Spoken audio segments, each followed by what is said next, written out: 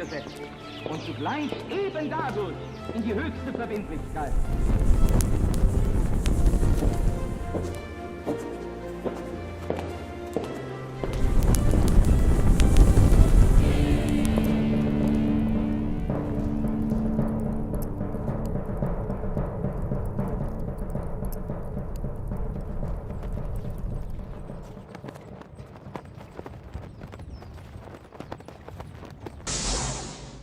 Sean todos ustedes muy bienvenidos a una nueva emisión de La Brújula, programa que hacemos en la pantalla de Conclusión TV y que integramos desde ya tiempo. Lucas Carena, quienes habla, Pablo Dávoli, un gran amigo. Lucas, ¿cómo te va? Buenas tardes. Muy bien, muy bien. Este programa, como ustedes ya lo saben, pero lo recordamos, se consagra a la Virgen de Schoenstatt, madre 3 veces admirable de Schoenstatt, que es Mater ter admirablis, ¿no? Madre, reina y educadora. Madre, reina y victoriosa de Schoenstatt. Siempre nos ponemos bajo su manto de protección y amparo para reflexionar, para compartir y para indagar sobre temas. Bueno, hoy con un tema al que la brújula no quiere, no debe y no puede ser indiferente, que tiene que ver con una coyuntura que nos preocupa y nos ocupa con la guerra, ¿no?, que se está llevando adelante en Medio Oriente, más precisamente la guerra palestino y digamos israelí, que tiene, digamos, como corolario civiles muertos, ¿no? Y eso ya reviste una importancia y una gravedad, por supuesto, para la humanidad entera, ¿no? Sí, esto hay que decirlo. Dicho esto, al estilo de la brújula, nosotros no vamos a superponer reflexiones ni análisis como una aclaración preliminar, por cuestiones también de tiempo, con información, datos, estadísticas y el minuto a minuto, ¿no?, de cómo se van dando los acontecimientos en torno a este conflicto bélico armado, donde hay organizaciones irregulares que se enfrentan, ¿no?, con un Estado que hace ya tiempo que está allí emplazado, que es el moderno Estado de Israel. Vamos a tratar de profundizar desde una perspectiva más metapolítica, ¿no?, filosófica e histórica, cómo se ha desencadenado, ¿no?, este conflicto. Ir a los fundamentos más profundos del conflicto, ¿no? Y para eso, a las motivaciones más profundas. Para eso, digamos, me permití en su momento, hace unos días, motivado por las preocupaciones y las cavilaciones a los que esto me llevó a mí en lo personal y que compartí contigo, Pablo, escribí unas líneas que se convirtieron en un pequeño artículo que nos obliga a remontarnos en el tiempo de este conflicto, tiempos muy remotos. Estamos hablando de más de 3.500 años antes de nuestra era, antes de Cristo, que se fraguan allí mismo, ¿no?, en un lugar sagrado que es digamos, Canaán, que conforman las tierras prometidas para el pueblo de Israel, pero que tienen en el capítulo 22 del Génesis, Pablo, un momento que es clave para comprender el desenvolvimiento de lo que allí acontece, que es aquel episodio, ¿sí? Convengamos que la historia bíblica del Antiguo Testamento, de la Tanaj Torá para la tradición hebrea, si Adán y Caín son quienes de alguna manera violentan la voluntad de Dios, van a ser tanto Noé como Abraham como Moisés aquellos que recomponen y reconducen, ¿no?, al pueblo elegido. Y en este episodio del capítulo 22 del Génesis es Abraham quien en la cima del monte Moirá, obedeciendo la voluntad de Dios, va a sacrificar a su hijo Isaac. Sí, finalmente el sacrificio es detenido a último momento por la mano del ángel, ¿no? Que es la misma voluntad de Dios. Claro, la gran prueba a la que se somete Abraham, de acuerdo con el relato veterotestamentario. Uh-huh. Pero ciertamente que en estas figuras lo que tenés es a quienes protagonizan principalmente, una vez provocada producida la caída y la ruptura de la alianza entre Dios y el hombre, quienes protagonizan, en definitiva, Abraham, Moisés, etcétera, quienes protagonizan el intento de religazón, ¿no? De ahí viene la palabra religión, claro, de religar al hombre con Dios. Bueno, acá ya hay una primera instancia, porque la tradición islámica que reconoce la festividad del Eid al-Adha recuerda ese mismo episodio. Lo que pasa es que lo relata de una manera distinta, donde el hijo a ser sacrificado por Abraham es Ismael, hijo que Abraham tiene con una esclava egipcia, Agar, por voluntad de la propia Sara, que no podía concebir, y de la que sale en la línea de los ismaelitas, ¿no? Es decir, que Ismael es el padre de 12 príncipes, del que el mismo Mahoma dice que es la cabecera de su linaje, ¿no? De hecho, según la tradición del Corán y de la tradición islámica, Abraham e Ismael construyen en forma conjunta la Meca. Bueno, y ahí estaría, lugar sagrado, claro, si los hay. Ahí, ¿no?, estaría, de acuerdo con esa tradición, el nacimiento de los pueblos árabes, ¿no? Ese es el origen de los pueblos árabes. Es decir, el mismo relato está como reversionado en ambas tradiciones, claro, en un mismo lugar sagrado. Ya hay una suerte de primera división y de pelea entre hermanos o medio hermanos, ¿no? Claro. Isaac e Ismael. De hecho, Agar quiere que su hijo sea reconocido como primogénito y heredero de los derechos de primogénito. Claro, finalmente, ¿no?, es expulsada junto con Ismael. De todas formas, una aclaración importante, un agregado importante terminológico, en el famoso libro Los Tres Pueblos Bíblicos, Membiel, ¿no? Membiel especifica que esos 12 príncipes son 12 caudillos, lo cual tiene una connotación militar, ¿no? Claro. Lo cual habla de una impronta guerrera que, bueno, de acuerdo con la interpretación de Membiel, el propio texto sagrado les atribuye a los pueblos árabes. Claro. Bueno, el relato bíblico... En realidad Membiel lo plantea, en términos de religión, ¿no? Sería como el pueblo musulmán, ¿no? Lo plantea en términos religiosos más que étnicos. La UMA, la comunidad musulmana. Claro, el tema es que el relato bíblico, tal como lo conocemos, nos relata que Isaac va a ser el padre de Jacob, de Esaú, pero también de Jacob, del cual saldrían las 12 tribus, ¿no?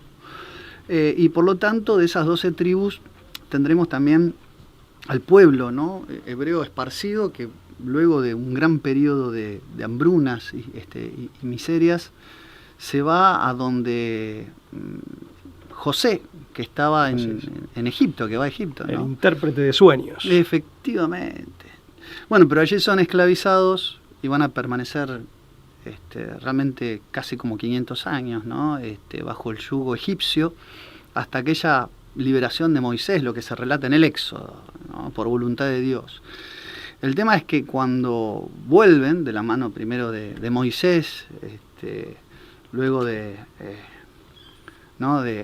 Josué, a la tierra prometida, las tierras de Canaán, ¿no?, así descriptas, se encuentran que en aquel territorio, que alguna vez fue, ¿no?, el de las 12 tribus, hay colonias de guerreros llamados los filisteos, que de ahí viene el término Palestina, ¿no? Porque los filisteín era una antigua denominación de los Peleset, de los pueblos del mar. Esto es muy interesante, de los cuales los pueblos árabes también se consideran miembros, aunque la historiografía moderna no tiene una visión unívoca y definitiva, ¿no?, de este linaje hacia los filisteos. Pero claro, mucho tiempo después, en el año 135, el emperador Adriano, después de Cristo, los va a denominar Palisteim, ¿no?, a los filisteos. De ahí viene la palabra Palestina, que eran los pueblos que habitaban esa zona, ¿no?, entre el Mar Muerto, el Mediterráneo, al sur del Líbano y de Siria, y hoy al norte de Egipto. O sea, de definitiva, todo ese territorio, claro, que hoy es el epicentro y es el escenario de todos Levante, estos. Claro, exacto.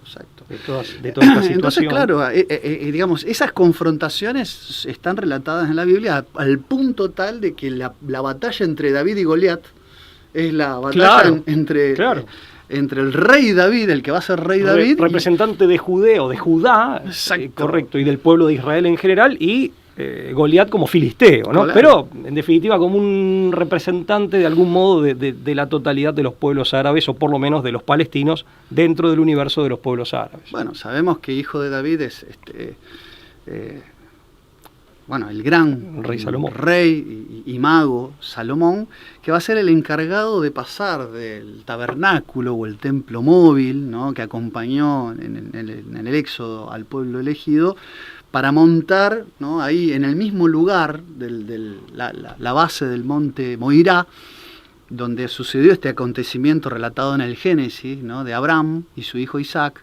Ahí va a ser el lugar elegido, ese lugar sagrado, para montar el templo de Salomón, el templo definitivo, ¿no? Un templo que tiene, Pablo, sabemos, una gran simbología, ¿no? Un hermetismo, más allá de la cuestión, la sacralidad también es portador de todo un misticismo. De hecho, las sociedades secretas se han inspirado en simbologías muy vinculadas con el templo de Salomón. Así es. Tenía ese famoso habitáculo, el Sancta Sanctorum, donde se supone, hoy en ruinas, ¿no? Solo el sumo sacerdote podía entrar una vez al año, el día del Yom Kippur, el día de la expiación, a visitar el lugar donde estaba el Arca de la Alianza que poseía las tablas de la ley. Nada en ese templo es azaroso. Nada en el templo de Salomón estaba hecho hacia la ligera por una cuestión de funcionalidad, sino que tenía un alto poder vinculado a fuerzas metafísicas, religiosas, espirituales, y para algunos también esotéricas.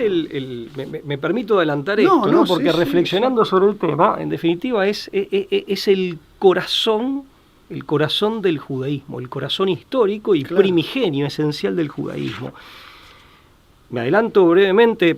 Quiero decir que tu reseña me admira, que has podido reseñar varios años, siglos de historia. Muchísimos siglos. Pero porque hay un lugar que hoy es el centro de conflicto, a eso queremos llegar, ¿no? Este templo, como todo el mundo sabe, o como casi todos sabemos, finalmente es destruido, va a ser reconstruido y va a ser vuelto a destruir, y en esa situación hemos quedado. En definitiva, sin el templo, sin el lugar sagrado, también el pueblo judío se queda sin su sacrificio. Sacrificio viene de hacer sacro, sacrificere o sacrifacere, en definitiva es hacer sacro, que es lo que permite religar al hombre con Dios, el sacrificio, sin el templo y sin su propio sacrificio. Y este templo y el sacrificio religante que se realizaba en el templo, quiero decirlo, esto lo puse con mis palabras, es el fundamento de la identidad del pueblo judío, de la identidad histórica del pueblo judío y el eje de su vida, por lo menos a lo largo de muchos siglos.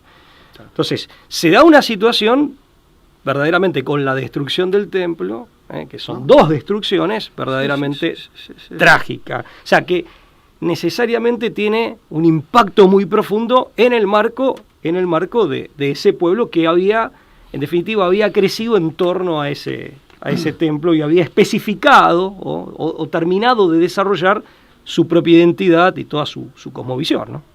No, bueno, efectivamente, en línea con esto que estás diciendo, Pablo, hay que, solo agregar que tanto la destrucción que se da en el 586 a.C. con los babilonios, más particularmente con Nabucodonosor II, el rey babilonio, y tanto como el que se da en el año 70 después de Cristo, con Tito Vespasiano, implican no solamente esta privación, los romanos, el imperio romano, la Roma del imperio ya, ¿no?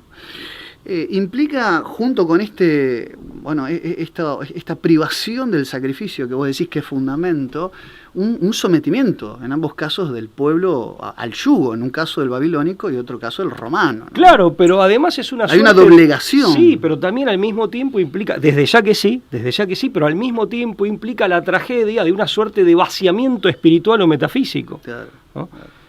Porque te quedás sin el lugar sagrado que constituía el centro de tu vida, tu axis mundi, el eje del mundo ahí en Jerusalén, que va a terminar siendo eje del mundo para cristianos y musulmanes también, pero además sin la posibilidad de realizar el sacrificio, que es lo que permite la religación con Dios. Más allá después, en definitiva, esto dentro de la tradición judía estamos hablando, ¿no? Claro. Por supuesto, estamos hablando dentro de ese marco. Ahora, en este contexto hay que decir que cuando se da el pacto renovado, es decir, cuando son liberados de los babilonios a través de la intromisión de los persas, particularmente de Ciro, donde se impone la halajá, donde el pueblo retoma un poco ese rumbo, se reconstruye por primera vez el templo, ¿no?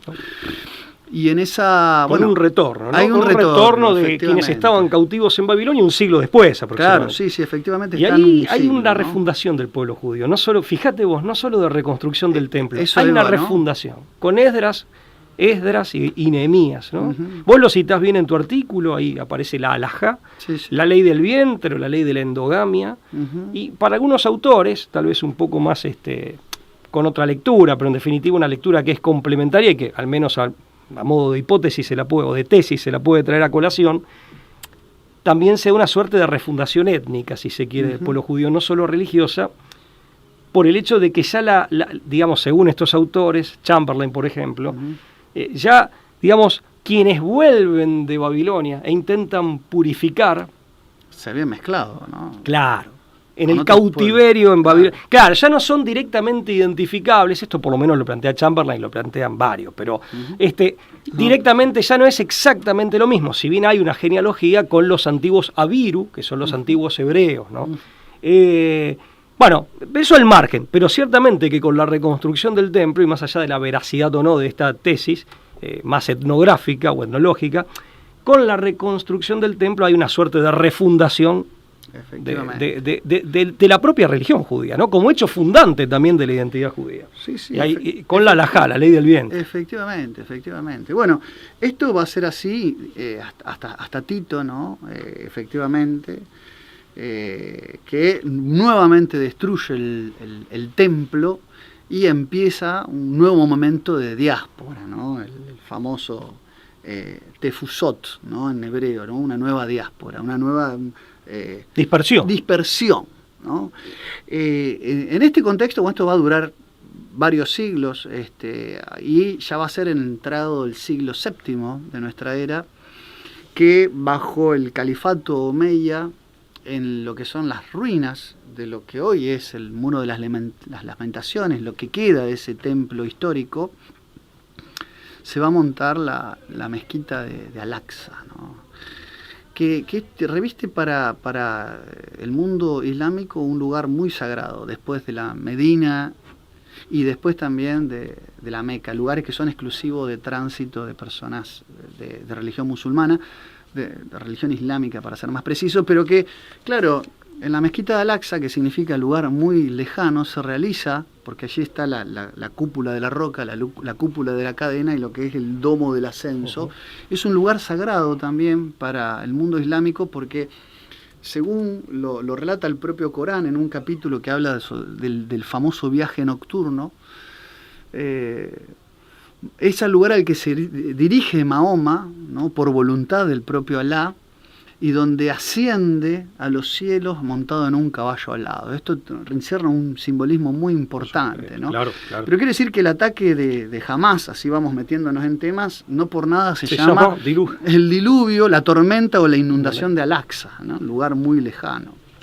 Pero que coincide, digamos, metafísicamente, hay una coincidencia entre el templo histórico y este lugar sagrado para el mundo musulmán, ¿no? Que hoy está dividido, hay una parte de Israel y una parte árabe, ¿no? Es el foco de conflicto. Es el foco de conflicto, pero además encierra también una problemática, porque instalar el templo exactamente donde estaba, implicaría necesariamente la destrucción o el desplazamiento de esta mezquita. Como para decirlo livianamente, de construir para construir en otro lado y ya sería otra mezquita. Sí, hay una situación de disyuntiva, de dilema ya no sería muy grave. Una cuestión de ninguno de los dos bandos netamente caprichosa, sino que reviste una importancia de fundamento religioso. De fundamento religioso muy profundo. Y fíjate que no en vano el lenguaje, digamos, incluso el lenguaje político, no en vano adquiere estas connotaciones religiosas e incluso más específicamente escatológicas. En el caso de Hamas o Hamas, en definitiva, el nombre que le dan a la propia operación, ¿no? A la operación de invadir territorio israelí, y bueno, con todo lo que ha pasado recientemente, con todo esto tan trágico que ha pasado recientemente. Pero también ese lenguaje escatológico aparece del lado israelí. Por ejemplo, tomé como un ejemplo unas expresiones de Revit al-Toli, que sería alta, es una suerte de apodo en inglés, Gottlieb, que es una diputada, una miembro del Knesset, es decir, del Parlamento israelí, y al mismo tiempo es miembro del Likud, del partido político gobernante, oficialista. Sí. En donde significa la consolidación, ¿no? Claro, efectivamente, en donde ella habla de utilizar la Doomsday Weapon, es decir, el arma del día del juicio final, mediante misiles que casualmente se llaman Jericó, ¿no? Claro. Se habla, fíjate que el lenguaje que tiene toda una connotación religiosa, está. Entonces ella, hay un artículo muy interesante al respecto, en donde se citan las fuentes de estas expresiones, que le suben el tono a toda esta situación tan trágica, como decíamos. Un artículo muy interesante publicado en Contrainfo, medio que siempre recomendamos, de nuestro amigo Fausto Frank, del doctor Fausto Frank. Lo mejor que uno puede leer. La verdad que sí, es un muy buen medio informativo, y el artículo es también de una persona que conocemos, que hemos tenido el gusto de conocer en Perú, Alfredo Jalife Rame, conocido analista político internacional mexicano. Es del día 16 del 10 del 23, para quienes lo quieran consultar. Pero fíjate que este tipo de expresiones, incluso con a veces muy violentas, ya tiene algunos antecedentes. Por citar uno, y es de otra mujer, simplemente por citar uno de antaño, pero no de hace mucho tiempo atrás, que parte en definitiva, de algún modo, contribuyen a agregarle leña al fuego, como decimos en Argentina, en vez de aplacar las iras y calmar las aguas. Yo recuerdo bien en 2014, esto en julio de 2014, lo publicó ABC, el 20 de julio del 2014, Ayelet Ben Shaul, más conocida como Ayelet Shaked, que bueno, fue entre otras cosas, era en ese momento miembro del Knesset, después sería ministro de Justicia, ministro de Interior hasta el año pasado. Ella perteneció al Likud, pero después se pasó a otro partido, Casa de Israel u Hogar Judío, son dos nombres que, digamos, la traducción puede ser de las dos maneras. Tuvo expresiones también muy duras, que desde luego generan repudio en el propio Israel. Esto también lo quiero dejar en claro, Esto también lo quiero dejar en claro, y voy a hacer una aclaración más específica al respecto. Pero fíjate, dijo, tienen que morir y sus casas deben ser demolidas. Ellos son nuestros enemigos y nuestras manos deberían estar manchadas de su sangre. Esto también se aplica a las madres de los terroristas fallecidos. Esto, insisto, generó desde luego repudio de la comunidad internacional y repudio de los propios israelíes, eso desde ya, en muchos sectores de los propios israelíes. Pero aparte, digamos, se abrieron durante muchos años, ahora vamos a volver sobre eso, puentes de una convivencia armónica, ¿no? Y hubo varios capítulos de toda esta tragedia histórica en los que se lograron puntos de acuerdo, acuerdos de paz, ahora los vamos a repasar cuáles son. Pero claro, este tipo de expresiones que están tan presentes de un bando y de otro, ¿no? Después vamos a ver, todavía falta mucho tiempo para la creación de Hamas. Sí. Las expresiones así, en definitiva, sí, están en los dos bandos. Son en los dos bandos, ¿no? Correcto. Sí, porque efectivamente han sido... Y generan resistencia y repudio en los dos bandos también, ¿no? Claro. Hay un antagonismo que termina siendo funcional a las posiciones más extremas. Esto también hay que aclararlo porque, bueno, siempre se ha dicho, y es cierto, que las guerras más violentas y más crueles son las que están motivadas por cuestiones religiosas. Sí, que lamentablemente cierta lectura muy, digamos, exclusivamente política, en el sentido fenomenológico de la expresión, o fenoménico de la expresión, o peor aún, económico. Claro, no andan estos aspectos que hacen a las motivaciones profundas, como decíamos a inicios del programa. Entonces, de pronto, no nos permiten una comprensión más cabal de lo que realmente está en juego, y de todas las implicancias y de toda la gravedad, la profunda gravedad que esto tiene y que puede llegar a desenvolver o adquirir.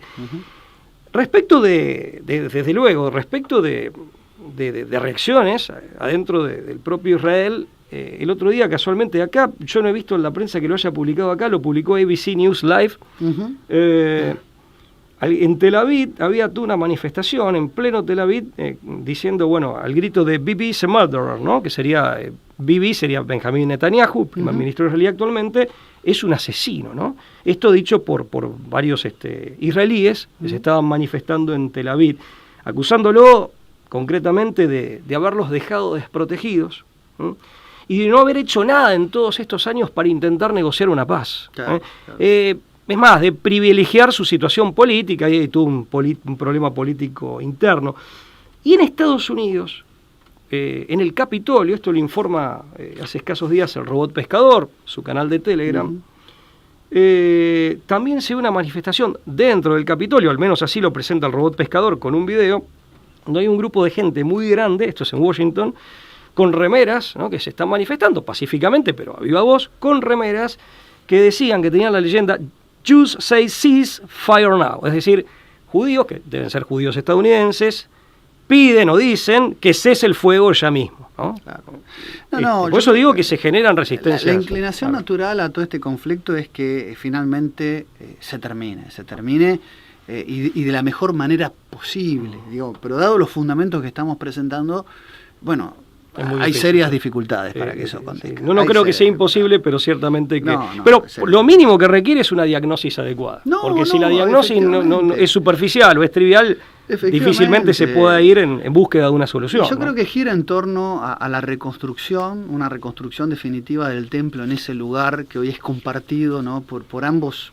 pueblos, territorialmente, ¿no? En una situación de conflicto que se va a acrecentar ya entrado el siglo XX y más particularmente con la institución de un Estado moderno, ¿no? De un Estado moderno que es el Estado de Israel tal como lo conocemos, es decir, de todo el letargo de la Edad Media que hay, ¿no? Y las guerras de cruzadas y todo lo que va a ser un impas que va a llevarnos hasta entrado del siglo XX, no va a ser hasta 1917, instancias en las que se acontecía la Primera Guerra Mundial y la Declaración Balfour, que va a haber una voluntad expresa de generar un Estado de Israel allí en ese lugar, pero que no se va a consumar porque terminada la Primera Guerra Mundial, pese a las promesas de los británicos de dejar ahí el lugar propicio para la construcción y para el montar un Estado moderno de Israel, lo que va a pasar es que los antiguos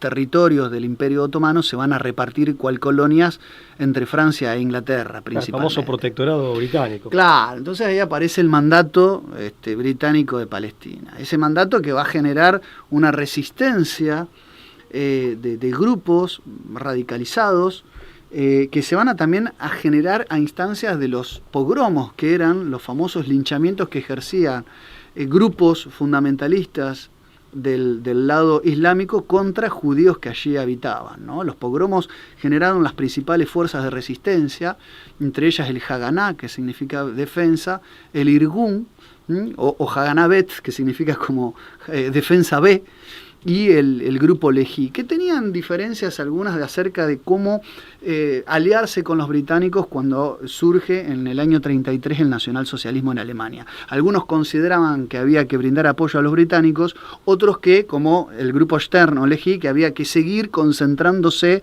en lograr la independencia, un Estado de Israel independiente. Sí, ¿no? Porque incluso aparte del lado del Tercer Reich también había un interés en eso. Claro, confluían. Y es cierto que hubo algunas conversaciones, pese a la evidente enemistad, pero eran funcionales. Claro, que tenían una mutua funcionalidad en el sentido de ver, de decir, bueno, porque se pensaba en un desplazamiento de población, de la diáspora, y era lo que el movimiento sionista también en todo caso veía como funcional o como que favorecía objetivamente hablando. Por eso hablamos de convergencia, su propio proyecto. ¿no? Más allá de que había una enemistad natural, ¿no? Con lo que era el surgimiento del Tercer Reich. De la antinomia obvia, claro, exactamente, de lo que no hace falta hacer. El Tercer Reich nunca ocultó su antisemitismo y su persecución. En el sentido de antijudaísmo, ¿no? No, en el sentido de una persecución convertida en política. Porque no lo extendía a los pueblos árabes, era propiamente hablando un antijudaísmo. Exactamente. Bueno, esto va a ser así hasta el año 48, con la consolidación del Estado moderno de Israel y la primera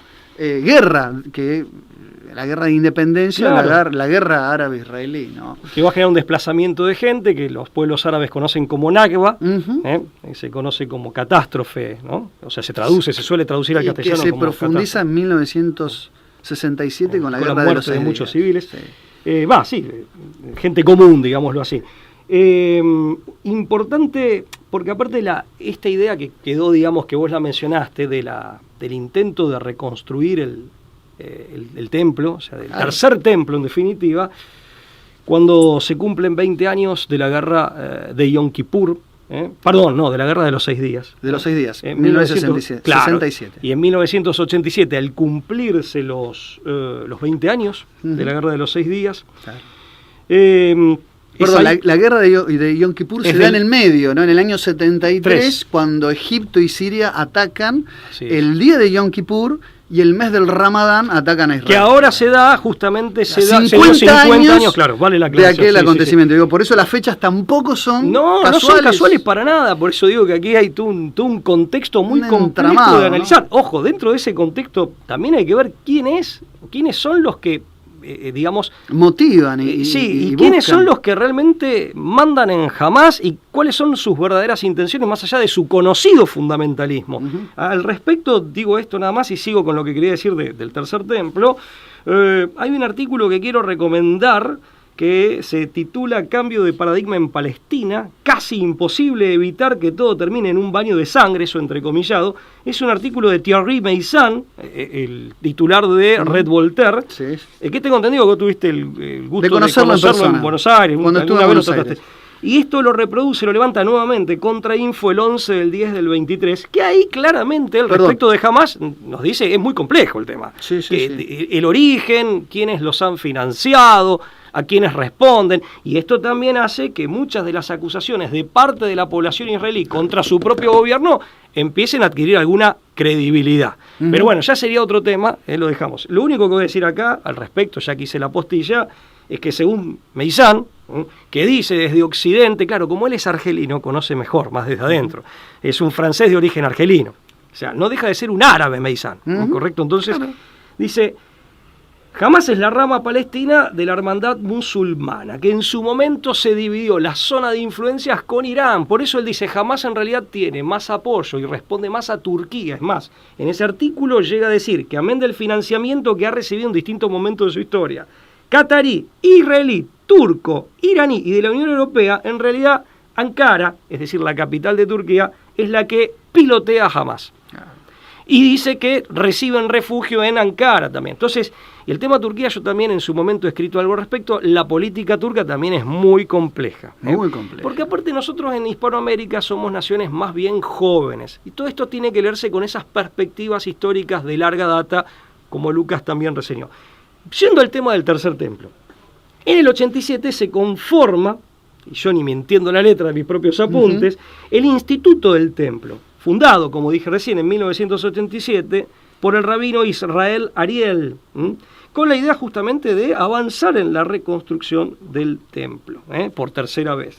Claro, lo que pasa es que esto implicaría lo que decís vos, o sea, la destrucción de la mezquita. En el año 2012 hay un artículo muy interesante, 2012, el 1 de enero, en el año 2021, el 12 de enero de 2021, un artículo muy interesante, breve.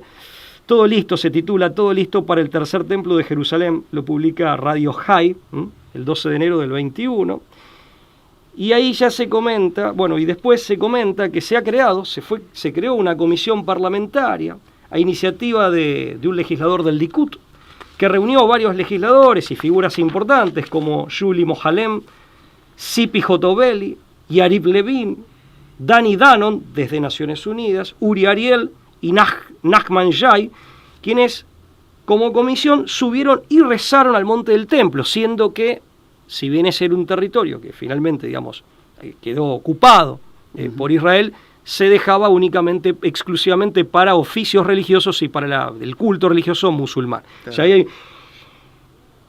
y en este año, en el transcurso de este año, el nuevo ministro de Seguridad Nacional, Tamar Ben-Gvir, visitó sorpresivamente, esto fue en enero, un martes, a principios de enero, la explanada de las mezquitas en Jerusalén. Esto lo publicó el diario El País el 3 de enero del 23. Y el 21 del 5, es decir, el 21 de mayo del 23, nuevamente el ministro de Seguridad Nacional volvió a la explanada del templo y dijo, subió, ¿no? Y dijo que Israel está a cargo del lugar. Y esto generó una reacción muy fuerte palestina, jordana y egipcia. Esto lo publica la agencia judía de noticias, AGN, el 21 de mayo del 23. ¿Qué quiero decir con esto? Todo el tiempo esta temática sobrevuela. Claro, está. Conflicto, lo que pasa es que, nosotros en Occidente la vemos desde lejos, con escaso conocimiento, o sea, no advertimos los detalles, que a veces son profundos, son mucho más que un detalle. Aparte, con los medios de comunicación que lo abordan desde un anclaje secular, territorial, claro, sin ningún asidero. Y hablar las lecturas, más bien marxistas, por así decirlo, aunque no exclusivamente marxistas, que son economicistas, claro, que creen que hay un tema económico y nada más. Eso digamos, nos impide ver qué está pasando, ¿no? Ya sé, nos estamos quedando sin tiempo. Pero quiero decir pero el tema amerita, ¿no es cierto? Muy importante, algo muy importante. Cuando en la década del 50 se da la primera organización para promover la construcción de una autoridad nacional palestina, el famoso Al-Fatah, que era de extracción marxista, de hecho hay que entenderlo como una creación en el marco de la Guerra Fría, cuya cabeza y vocero era Yasser Arafat. Se avanza con el tiempo, después de muchos idas y vueltas, después de el triste atentado de una de las agrupaciones que formaba parte de la Organización para la Liberación de Palestina, Septiembre Negro, a los 11 deportistas israelíes en la década del 70. Este atentado, ¿no?, de la famosa película Múnich, ¿no?, en los Juegos Olímpicos, la guerra de Yom Kippur y demás, se empieza a avanzar en una vía diplomática que genera la creación de Hamas, que termina siendo funcional. Incluso hay algunos miembros como Yitzhak Segev o Adven Cohen, ¿no?, que era responsable israelí de asuntos religiosos en Palestina, que admiten que en sus inicios la facción de ultraderecha del Likud, ciertos actores promovieron le dieron impulso inicial a Hamas para debilitar a Al-Fatah, que fueron los que lograron... Exactamente, que es lo que dice Thierry Eso dice Meizán, efectivamente, la fuente, ¿no? O sea, le dieron impulso en sus inicios, ¿no?, para debilitar a Al-Fatah, que son los que logran un acuerdo de paz con Isaac Rabin.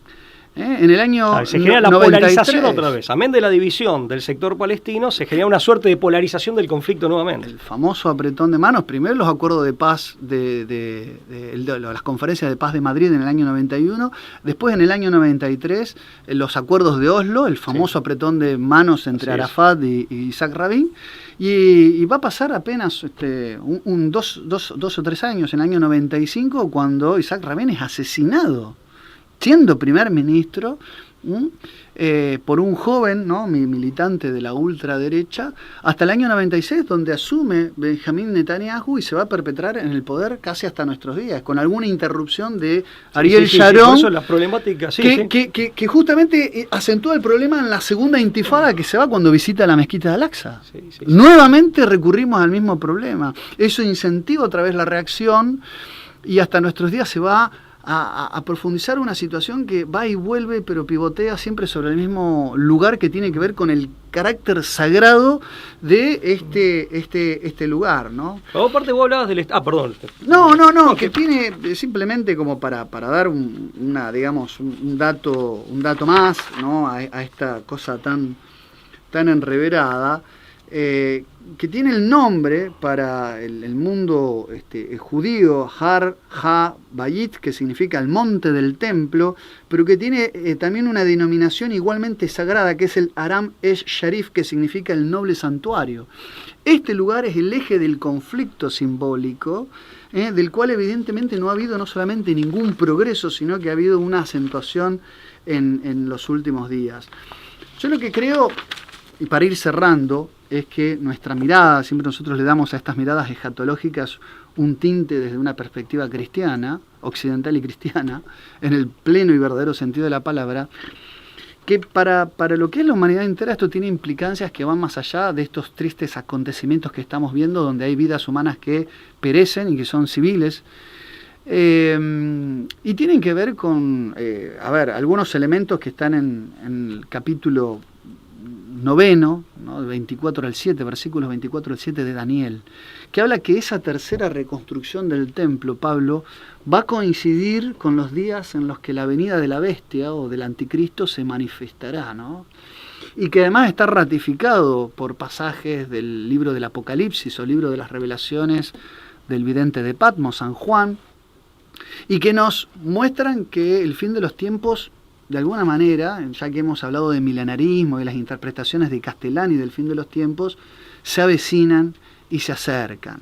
Es decir, lo que a mí me preocupa y quiero sacar y quiero tirar como para la reflexión es que los tiempos se están como acelerando. Se están acelerando y se está dando cumplimiento a ciertas profecías que antaño mostraban una situación que no solamente se iba a ir profundizando, sino que iban a dar lugar a las condiciones preparatorias de la parusía, del fin de los tiempos. Aparte, bueno, desde la tradición cristiana, desde el cristianismo tradicional, aparte el anticristo va a ser un gran engañador.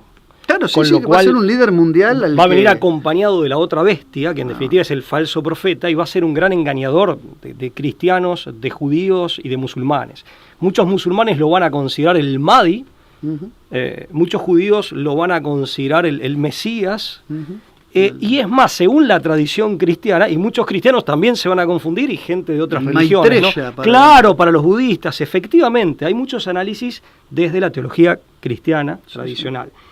Y de hecho, esa misma teología cristiana tradicional hace una interpretación que dice que, según la cual, ese anticristo, la persecución que va a librar contra aquellos que no le tributen adoración, va a ser, completamente, digamos, despiadada.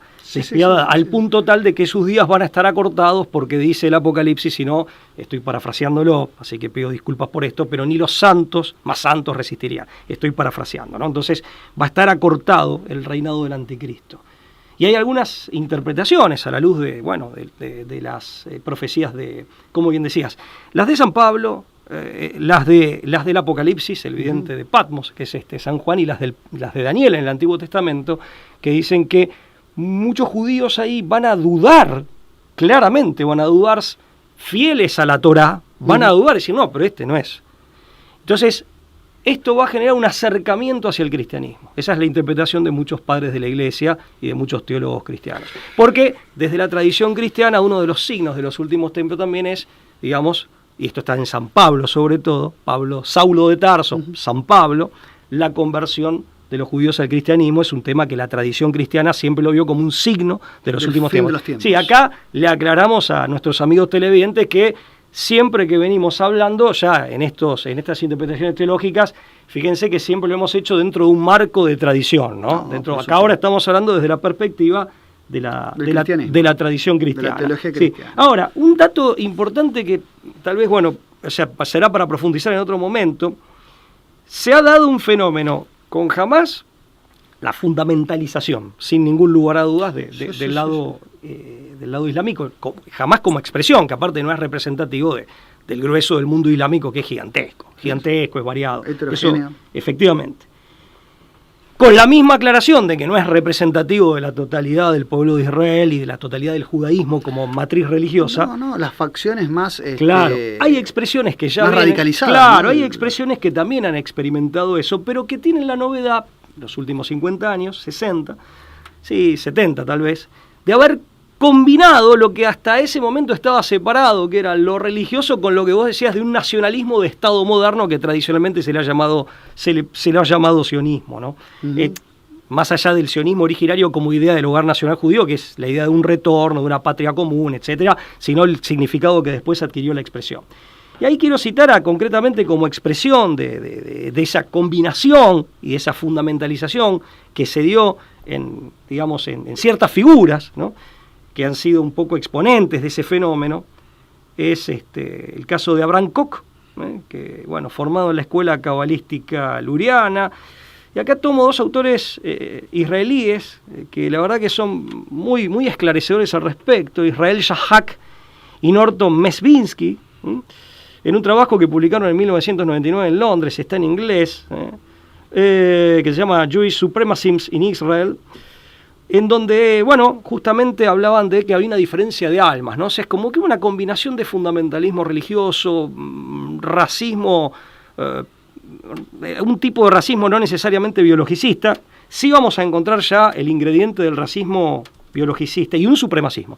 Y sí va a aparecer en otra persona ese ingrediente del racismo biologicista, que es un elemento más bien moderno, más allá de lo repudiable que es. Son las interpretaciones amañadas. Claro, pero parecen figuras que de un lado y del otro son expresiones de radicalización, pero en este caso se dio aparte la combinación de lo que antes estaba separado, que es una suerte de nacionalismo, si se quiere, con un cierto toque imperialista, y en el caso de este hombre que voy a citar ahora, de Isaac Ginsburg, que había nacido en Estados Unidos, que emigró a Israel, que en las afueras de Nablus llegó a encabezar la Joseph Tom Yeshiva, que es una escuela, simplemente una escuela teológica o rabínica, que él se introduce incluso el elemento del racismo, ¿no? De un racismo biologicista mezclado con religión, ¿no? Hablando de, digamos, de que en las hebras de ADN de su gente estaban las huellas de Dios, o serían Dios, hay una suerte de divinización de la propia sangre. Esto también, insisto, lo cuentan Shahak y Mesbinsky, ¿no?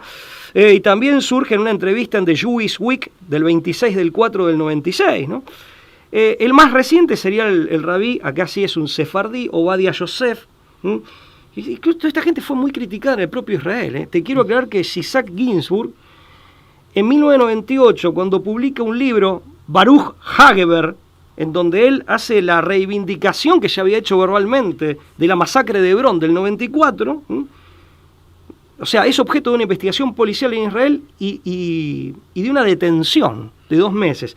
Pero finalmente va a ser procesado cuando publique con posterioridad al 98 un libro Tipul Shoresh, que significa tratamiento de raíz, en donde comparaba a los árabes, los asimilaba al cáncer, ¿no?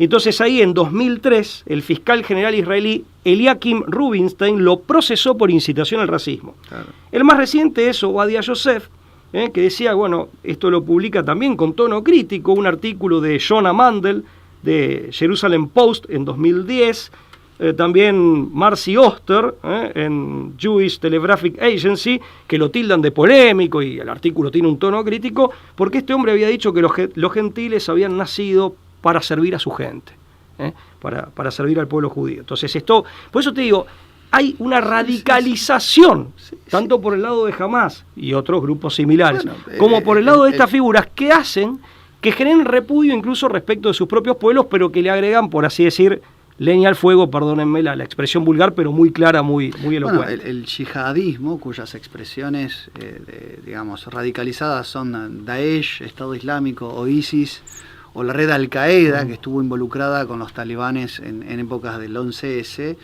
llegan a expresiones con un fundamento basado en los infieles que no distan mucho, más allá de no llegan a tener ese componente biologicista, de poner en distintos niveles, ¿no?, de fidelidad respecto de la voluntad de Alá a los usurpadores que serían los judíos allí en Palestina, ¿no? Yo, para terminar, si me dejás muy brevemente por mi parte, y sí voy a decir algo que lo voy a decir por vos, y te dejo el final a vos, que el cierre a vos, pero sé que en esto vas a coincidir conmigo. Como siempre, no hacemos otra cosa que instalar y profundizar dudas en la gente sobre estos temas, ¿no? Bueno, lo que quiero dejar, digamos, como mensaje frente a un tema de tamaña gravedad, y que tiene repercusiones en toda la humanidad, ¿no? Lo que yo quiero dejar como mensaje concretamente es, en primer lugar, e insisto, creo que están hablando conmigo, bueno, me identifico con estas personas que fueron al Capitolio, según informó el robot pescador, a decir, cese del fuego ahora, ¿no? Instando una solución pacífica. Just say cease fire now. El repudio, desde ya, el repudio categórico a toda violencia cruel, innecesaria, indiscriminada y o desproporcionada. El repudio a eso.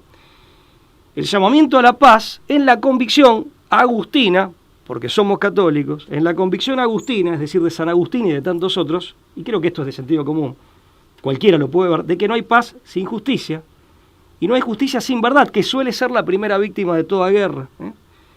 Entonces, dejar este llamamiento a la paz y a la sensatez que conduce a la paz sobre la base de la justicia y al mismo tiempo sobre la base o sobre la raíz de la verdad.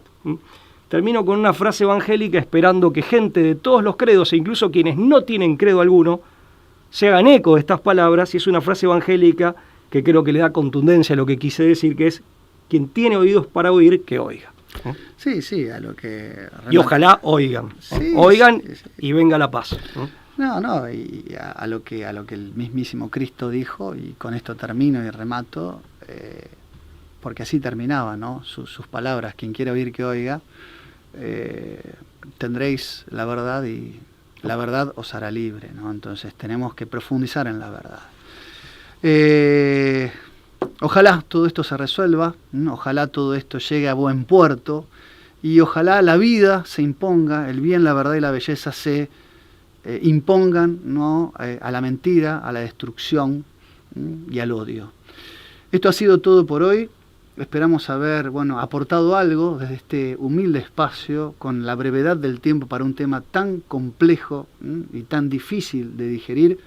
Les agradecemos a ustedes por llegar hasta aquí, hasta el final, y nos reencontramos la próxima. Chau, hasta luego.